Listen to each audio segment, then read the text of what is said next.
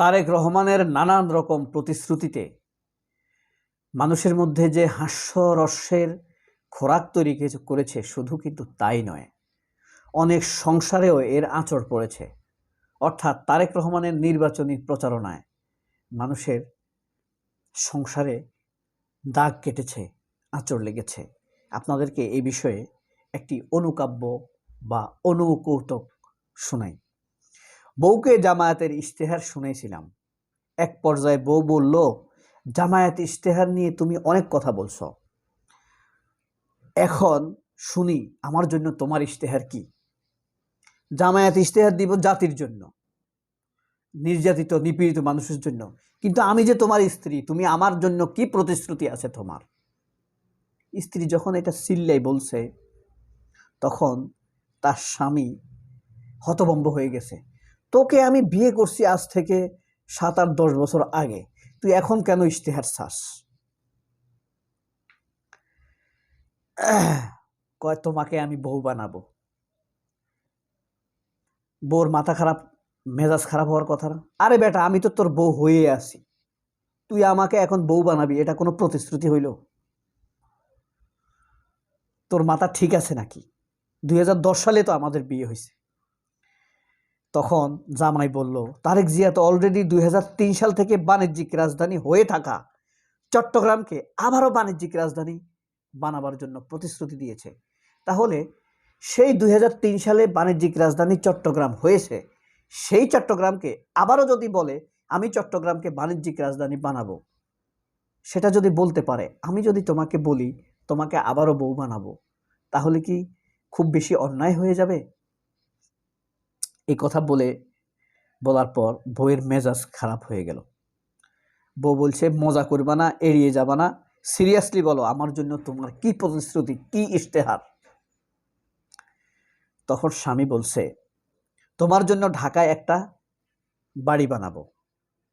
আবার বউ বলল, এবার বউ রেগে গিয়ে বলল, মজা নিতেছ? ঢাকায় তো অলরেডি আমাদের বাড়ি আছে, সেই বাড়িতে আমরা থাকতেছি, নতুন করে কেন বাড়ি বানাবা?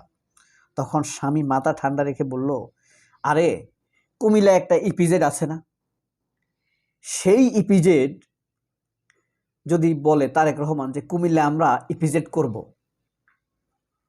তো আমি যদি তোমাকে বলি যে তোমার বাড়ি আছে, তোমার জন্য আবার বাড়ি করব, তাহলে সমস্যা কোথায়? তখন স্ত্রী রাগ করলো, তোমার কি হয়েছে? পাগলের মতো আচরণ করতে হচ্ছে কেন? শুধুমাত্র তারেক জিয়া নিয়ে তুমি পড়ে আছো, মজা করো না আমার সাথে, আজকে তোমাকে বলতেই হবে আমাকে নিয়ে তোমার প্ল্যান কি। তখন স্বামী মাথা ঠান্ডা রেখে বলল, তোমাকে আমি আমার চেম্বারে বসাবো আগামীকাল থেকে, আর আমি আর বসবো না, তুমি সব রোগী দেখার নেতৃত্ব দিবা। তোমার মাথা আসলে নষ্ট হয়ে গেছে, আমি ডাক্তার না, ডাক্তার হইছো তুমি, আমি কেন রোগী দেখার নেতৃত্ব দিবে? তখন স্বামী বলে, আজকে তারেক জিয়া বলেছে 9 বছরের হজরত আয়েশা রাদিয়াল্লাহু তাআলা নাকি বদর যুদ্ধে নেতৃত্ব দিয়েছেন, উনি পারলে তুমি কেন পারবা না রোগী দেখার নেতৃত্ব দিতে? তখন বলে, যতই তুমি, স্ত্রী বলতেছে, 22 মাসের মতো চনর বনর করো, এদিক সেদিক যাও, পিছলে যাও, আজকে তোমাকে ছাড়ছি না, তোমার কাছ থেকে আমি শুনবই যে আমার জন্য তুমি কি করবা। ভিডিও ছেড়ে যাবেন না কিন্তু। ইমরান খানের একটি ঘটনা বলবো এখানে। তখন স্বামী বলল, তোমার সতীন মানে আমার দ্বিতীয় বউকে ছেড়ে দিব তোমার জন্য, কাল থেকে শুধু তুমি আমার, এবার খুশি? স্ত্রী বলল, তুমি কি আবার আরেকটি বিয়ে করেছিলে যে এখন আমাকে ভালোবেসে তাকে ছেড়ে দেবার কথা বলতেছো?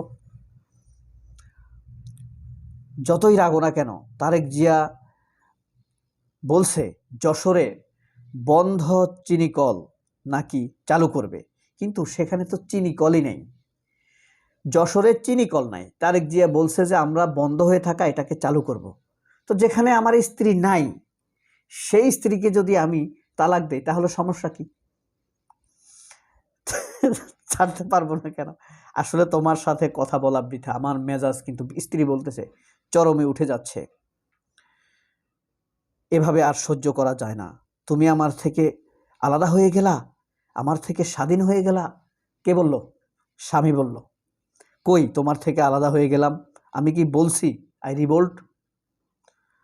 জানো না বিএনপি আই রিভোল্ট অর্থ নিয়ে স্বাধীনতা ঘোষণা করে বলছে।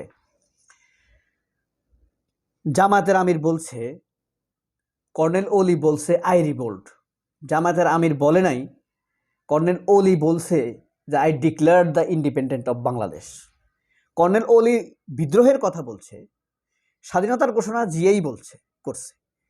অর্থাৎ কিন্তু এইটাকে বিএনপির তারেক জিয়ারা নানান রকম হজবরল করে ফেলছে, গুলিয়ে ফেলেছে। সিরিয়াসলি রেগে বুঝতে পারলাম, স্ত্রী বলছে, নারী ইশতেহার একটা অ্যাপস আছে না, যে ঘরের স্ত্রীকে খোঁচালে নালিশ চলে যাবে সরকারের কাছে, এটা থেকে তোমার নামে নালিশ দিতে হবে। লাভ নাই, স্বামী বলতেছে, কারণ এতে নালিশ যাবে যে তারা বিশ্বাসই করবে না। এই হলো।